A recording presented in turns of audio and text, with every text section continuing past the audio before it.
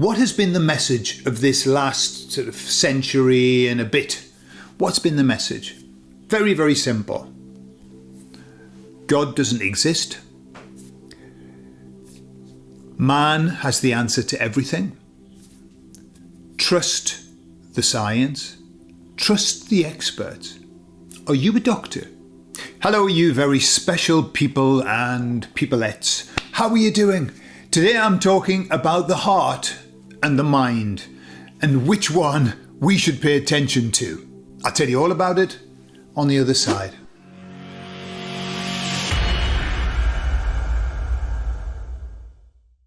So the other day I asked the emissaries about how they read the energies, because I was asking, they'd always given me an update on the energies, and I said to them, how do you read them? And they said, we look into people's hearts.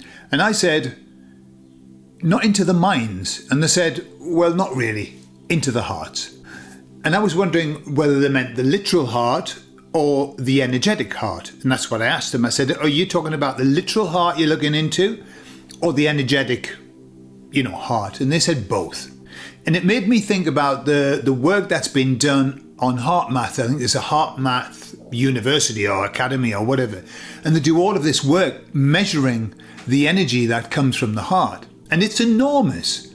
The heart gives off energy that goes a long way, further than what we would call our aura or whatever. And they're also finding that when we're with people, our energy, heart energies link up and we communicate that way. And they've also found that the intelligence of the heart is far superior to the intelligence of the brain.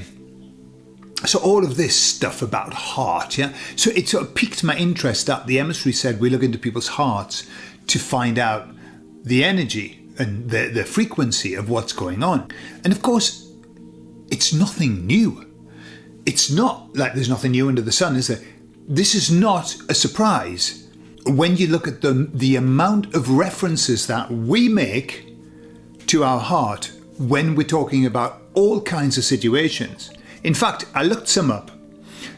Think of these expressions, right? When we're talking about these are core expressions that we use to refer to our heart, and we say, follow your heart, listen to your heart, trust your heart, let your heart guide you, go with your heart, speak from the heart, lead with your heart, have a change of heart, have a heart-to-heart conversation. We were talking about connection, heart-to-heart conversation, and wear your heart on your sleeve. Cross my heart. So we've got these, and that's just a small amount of all of the expressions that we use about heart. In fact, even the Bible has a little go at talking about the heart. And I think there are three scriptures that stand out to me. In Proverbs, trust in the Lord with all of your heart. It doesn't say trust in the Lord with all of your mind. It says with all of your heart. Another one in Proverbs, every way of a man is right in his own eyes, but the Lord weighs his heart. The emissaries look into people's hearts, and the Lord weighs people's hearts that way. And then another one in Proverbs, which is probably the most popular, the most common, the most well-known. For as he thinks in his heart, as a man thinketh in his heart, so is he. Right, so look at that expression. As a man thinks, right? So you would naturally assume mind in his heart. How can you think in your heart? Well, we talk about it all of the time. So there's obviously something going on here that is far more important than something going on here. Except that over the last century, the baddies have been working very hard to change our mind, quite literally, to change our mind. What has been the message of this last sort of century and a bit? What's been the message? Very, very simple. God doesn't exist. Man has the answer to everything. Trust the science. Trust the experts. Are you a doctor?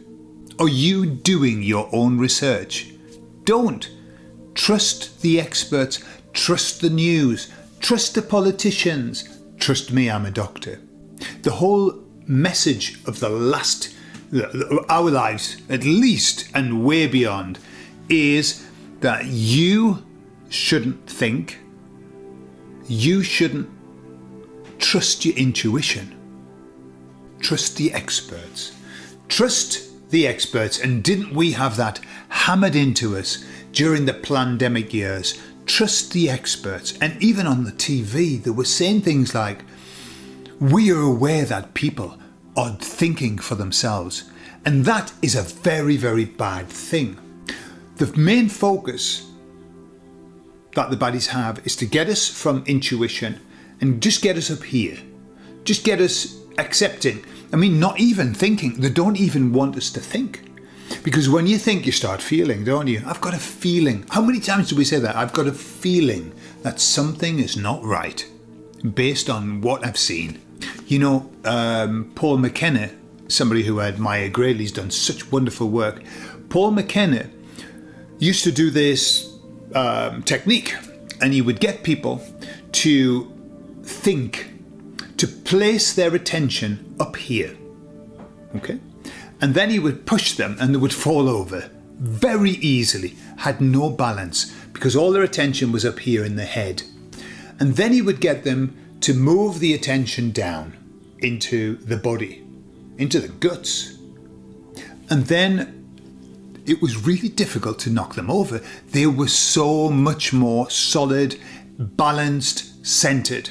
What the baddies try to get us to do is to go high up and stay here, to overthink things, to be trapped in our heads, to get us up here so that we suffer from the analysis paralysis.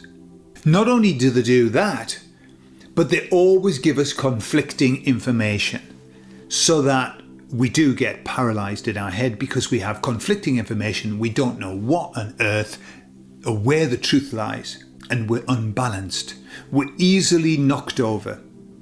When you have a belief, when you believe something to be true, truly, in fact, I want you to try this with me and say, I want you to use your hands and I want you to point at your body and say, I believe this to be true. I know this to be true, right? Where does your hand go? I tell you where mine goes, and I say, well, I believe this to be true. Where am I putting my hand? I'm not saying I believe this to be true. I haven't seen anybody do that. We don't do it. We say, I know this to be true. Why? Because this is where we carry our knowing. This is where we feel what it is that we believe. And what they want is they want us away from here. This is too dangerous. We're too solid. We can't be knocked over. When you believe something strongly, and you see, look at my hand. I'm not doing this on purpose. This is what we do. When you believe something, look, I've got my hand right over my heart like this, hard. You're unmovable when you believe something. I always find that we say strange things that don't always make sense.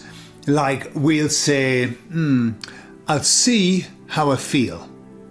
So I'll see with the eyes how I feel with the heart. Yeah?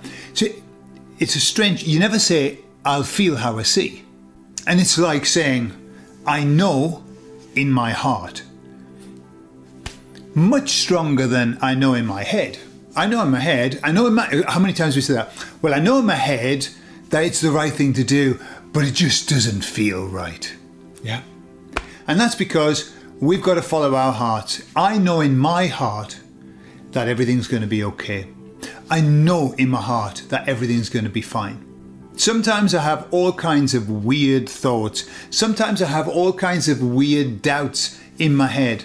But in my heart, I know. How do you feel in your heart? So don't let the bastards grind you down. Don't let them get you up here. They want you up here with loads of information. Get you thinking all the time. I'll have to get my thinking cap on. No, don't get your thinking cap on. Get your feeling cap on. Follow your intuition. Remember, the emissary said that we are going to have a big, big wave of ability in terms of intuition, our gut feel, and understanding what's going on by feeling. So trust in your feelings, right? Don't let them get you in your head, because when you're in your head, you're easy to knock over. And when you're here, in the heart of the matter, that's when you're strong.